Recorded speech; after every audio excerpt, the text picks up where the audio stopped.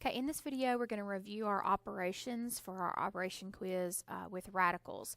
So let's look at our first problem. So the first is addition and subtraction. So remember the boat analogy. Okay, so if we have 5x's plus 2x's, we know that that is 7x's. So it has to be like terms and the boat has to be the same. And we talked about 5x squared plus 2x squared y.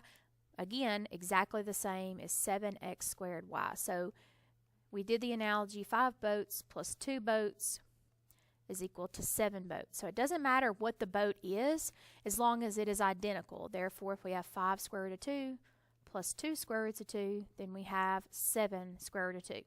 Okay? Alright, so let's look here at our problem. So immediately, the first two things that I'm going to look for. First, are all of my radicals the same? Do they have the same index number?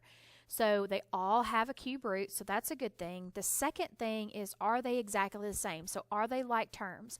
So notice that my radicand is not the same. I have a 108, a 4, and a 256. So I can't add and subtract these as they sit.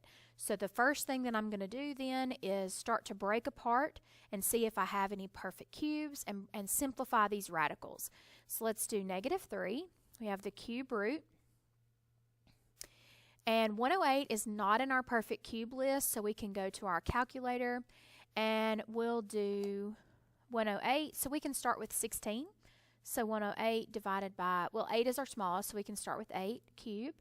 Okay, so it's not an even number, so it's not divisible by 8, so we can do 108 divided by, our next perfect cube is 3 cubed, which is 27. And that's it. So notice that the quotient we have left is 4. 4 is not a perfect cube. Obviously, it doesn't contain a perfect cube. So 27 is going to be our biggest perfect cube. So I'm going to do 27 times 4. And I feel pretty good about this, as the one that I can't simplify, this term in the middle, has a 4 as the radicand. So I have 4 cube root of 4. Now remember that this doesn't always have to happen. This doesn't always have to simplify to one term, but it's a nice place to start. So I'm going to do minus the cube root of. So the first thing I'm going to try, just to see, is I'm going to do that 256 divided by 4, just to see if it happens to be a perfect cube. And 64 is a perfect cube. 4 cubed is 64. So I can go ahead and go back. Now I know I'm going to be able to combine all of these terms. Okay? So now I'm going to simplify my radicals. So I have -3 times the cube root of 27 is 3. And then I have the cube root of 4 left. Plus 4. We didn't touch that middle term, so it's going to stay exactly the same. Minus the cube root of 64 is 4. Cube root of 4. So notice all of my terms now have that nice cube root of 4. So they're now like terms, and I can start combining. So I'm going to do a little bit of cleanup here. -9 cube root of 4. Plus 4 cube root of 4 minus 4 cube root of 4. So the most obvious is that these two are exactly the same. I have a positive and then a negative, so that's going to go to 0 and leave me with -9 cube root of 4. And that's going to be my final answer. Okay? So again, we have another addition and subtraction problem. We throw in a variable, but that doesn't really change the process. In order for us to add and subtract, they have to be exactly the same. So everything after the coefficient has to be exactly the same, or they're not like terms. So notice these are all square roots, so that's good. Then I'm going to check my radicand. No, my radicands are not the same. So I'm going to start doing that simplification process and see what I can get down to. So I'm going to do 5x squared. So I need to figure out what perfect square is in 192. So we can go back to our calculator and look at our list. We go 192. We can try something small like 4. Okay, so it is divisible by 4, but notice that 48 is divisible by 4 as well. So if it's divisible by 4 and divisible by 4 again, it's divisible by 16. Okay, so it's divisible by 4 again. So 12 is divisible by 4. Okay, so now we've gotten to something. So if it's divisible by 4, divisible by 4, divisible by 4, then it's divisible by the product. So that's 192. 4 times 4 is 16. Times 4 is 64. So we do divided by 64, which is also a perfect square. So 64 and 3. So we can go back. Now you don't have to do it this way. You can see that that's not, there's still something divisible there, and you can go up in the list. You could have done divided by 5 squared, 25. You could have done 36, then 49. Obviously, you would eventually got to 64. Either way is totally fine. This is just a method I like to use because these numbers over here are much easier to work with than the 192. Either way, you're still doing a little bit of guess and check, so that's totally fine. So whatever method works for you, you stick with it and you use that, okay? So let's go back to our problem. So now we know it's 64 and 3. So I have 64 times 3. So minus 4 square root. So I'm going to do the same thing with 48. So I'm going to go back to my calculator and I'm going to do 48. I know that's divisible by 4, but I don't know if that's the biggest. 12, so that's divisible by 4 again. Now that's got me down to 3, which makes me feel good because I got a 3 in the last one. So if it's divisible by 4 and divisible by 4, then 48 is divisible by 16. So 16 and 3. So I have 16 times 3 plus 3, and I have the square root. And then I'm going to do, I have x to the 4th, sorry. So I don't have to do anything to x to the 4th because this is index of 2, and 4 is a multiple of 2, so I'm good. The same with the x squared. So I'm just going to break apart the 108. So I'm going to go through the same process. I'm going to do 108, and I'm going to try 4 again just to try my luck. Okay, so that's 27. Now 27 still has a perfect square in it of 9, so I'm going to do divided by 9. Now I'm down to that 3, so I feel like 3 is going to be my common radicand. So if it's divisible by 4 and it's divisible by 9, it's divisible by the product of 4 and 9, which is 36. So 108 divisible by, or divided by 36 is that 3. So we know that 36 is our largest perfect square.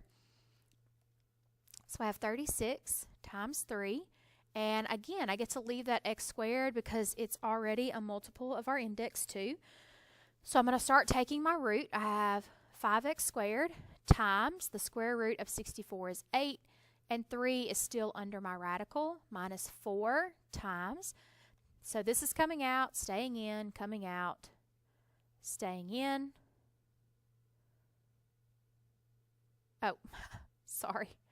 So that is,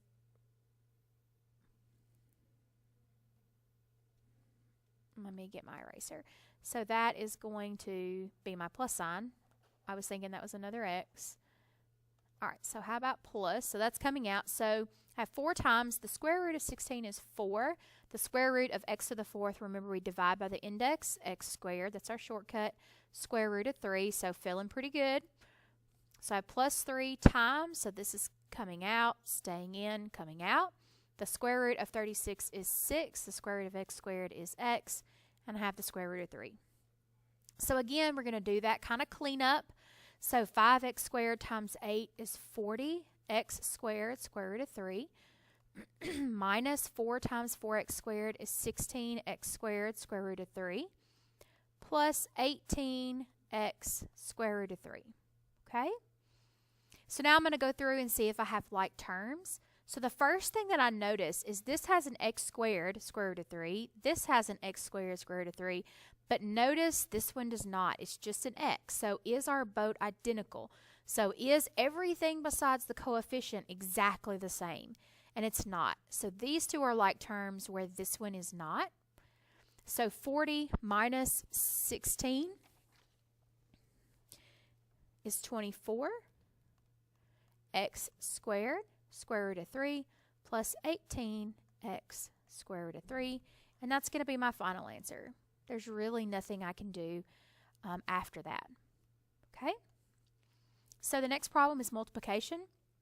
So remember, we like to multiply like parts. So meaning that I'm going to multiply my coefficient times my coefficient. You always check. Now, obviously, I'm not going to try and trip you up on a quiz, but always check before you start to make sure your root is the same, to make sure you have the same index, because if they're not, we can't multiply them in that way. Okay, so then I'm going to multiply radicand times radicand. So let's do multiplication. So we have negative 3 times 6 is negative 18. The fourth root of, don't forget your index marker, your root, because that will be a minus 1, minus 2. So just be cautious. So I have 64 times 3 is 192.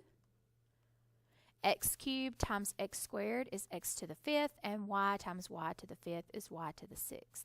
So now I need to break these apart into perfect fourths. So I have the 4th root. So I'm going to go to my calculator, and I'm going to do 192. So my first perfect fourth is 2 to the 4th, which is 16. So I'm going to divide by 16, and I get 12. Okay, so 12, now don't be deceived here, because 12 is divisible by 4, which is a perfect square, but it's not a perfect fourth. 12 is not a perfect fourth, neither is 3. All the factors of 12, that's all we have. So 16 is going to be my largest fourth. Again, be very cautious, because you'll see repeating values with the squares and the fourth, so don't get confused. Don't think you can take a 4 out here, because you absolutely cannot. Okay?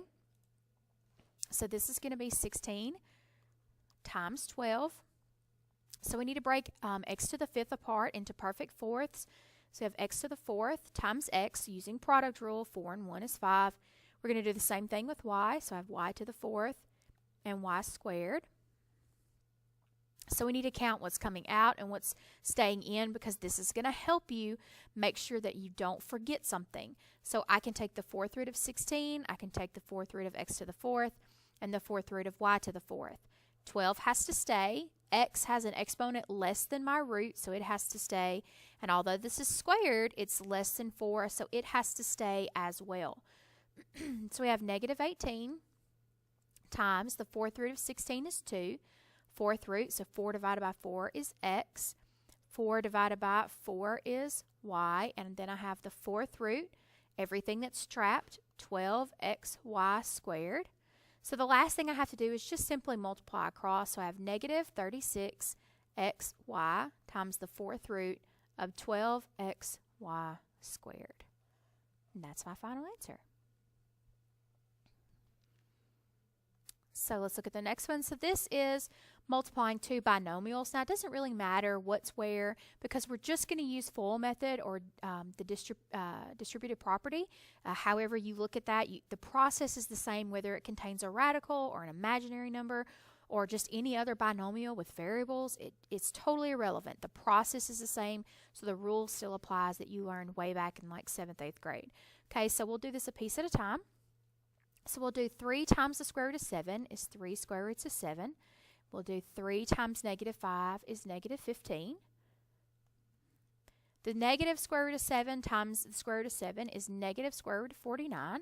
So you can skip here to exactly 7, or you can write this as 7 squared, whichever one makes you feel more comfortable. So then I have the negative square root of 7 times negative 5 is positive 5 square root of 7.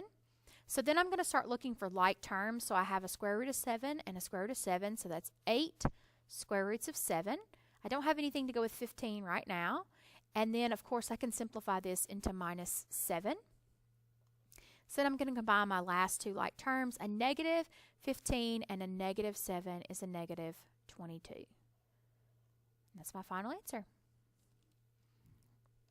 So the next problem is one case of division. So remember that the first division problems we did were really just a test in your ability to simplify terms, or just to do regular division.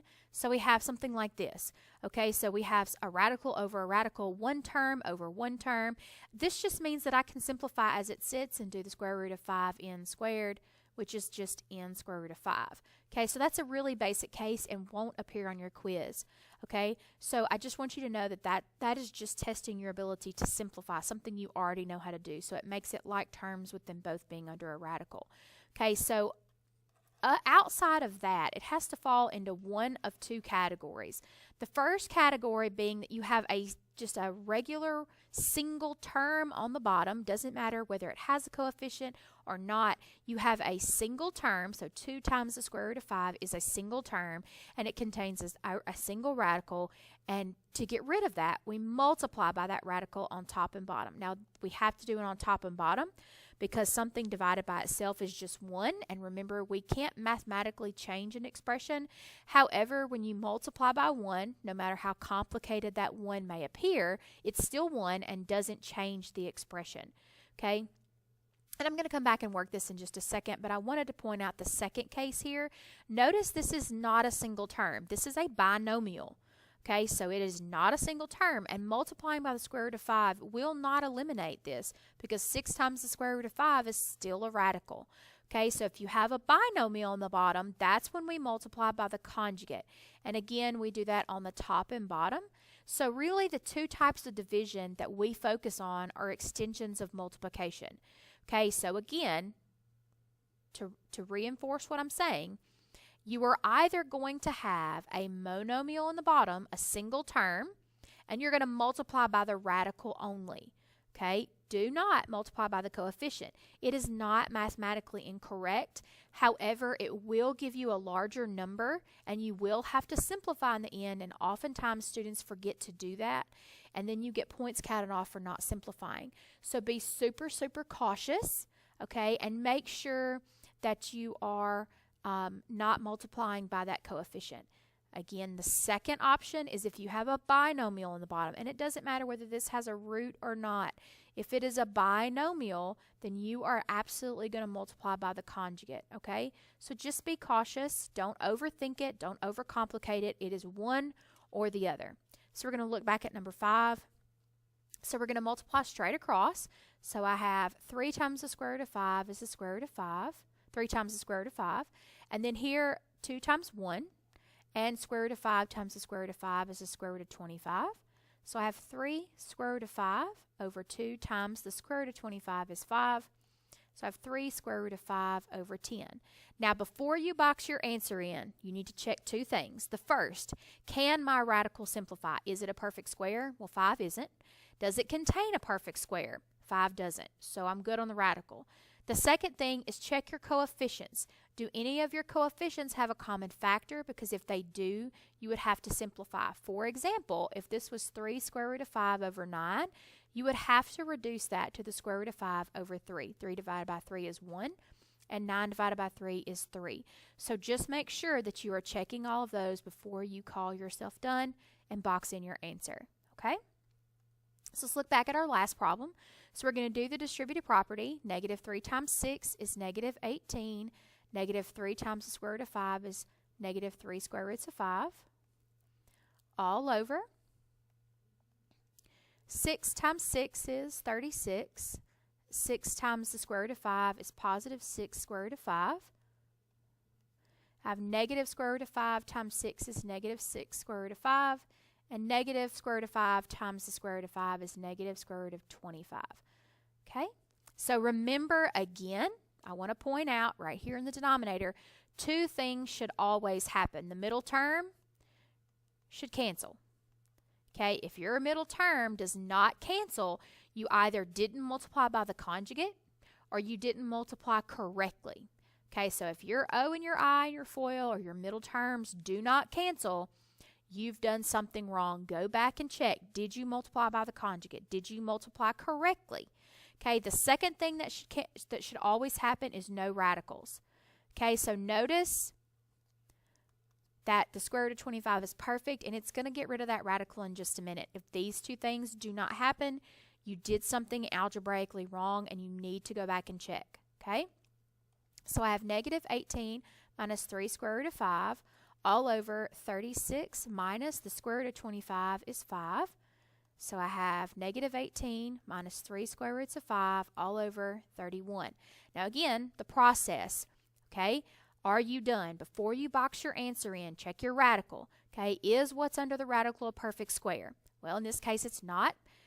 Number 2, is what's under the radical, is your radicand, does it contain a perfect square? Okay, it doesn't. If it did, you would have to simplify. The second thing, check your coefficients and your constants. Do they have a common factor that you can divide out? Okay, in this case, I have 18, 3, and 31. None of these have a common factor, so I can call myself done. So for an example, up here in the corner, let's say this was negative 18 minus 3 square root of 5 over 15. Now notice now that my coefficients have a common factor of 3, and I have to divide that out. Negative 18 divided by 3 is negative 6. Negative 3 square root of 5 divided by 3 is negative square root of 5. and 15 divided by 3 is 5. And that would be my final answer. Okay, so just make sure that you are checking. The same can be said if this was negative 18 square root of 12 over 15. Okay, so my coefficients have to be simplified by a factor of 3, but I also have to simplify this. So negative 18 minus, this is going to go into the square root of 4 times 3. So the square root of 4 is 2, so that'll be negative 6 square root of 3 over 15, and I would have to take out that negative 3, or that positive 3, and that would give me this divided by 3 would be a negative 6. Negative 6 square root of 3 divided by 3 would be negative 2 square root of 3 all over 15 divided by 3 is 5. And that would be your final answer. So in the event that this happens, I just wanted you to know what it looks like. So before you box your answer in and before you call yourself done, check your radical. Does it contain a perfect square, or does it is it a perfect square, or does it contain a perfect square? And the second thing, check your coefficients and constants to see if there's a common factor that you can divide out. Okay?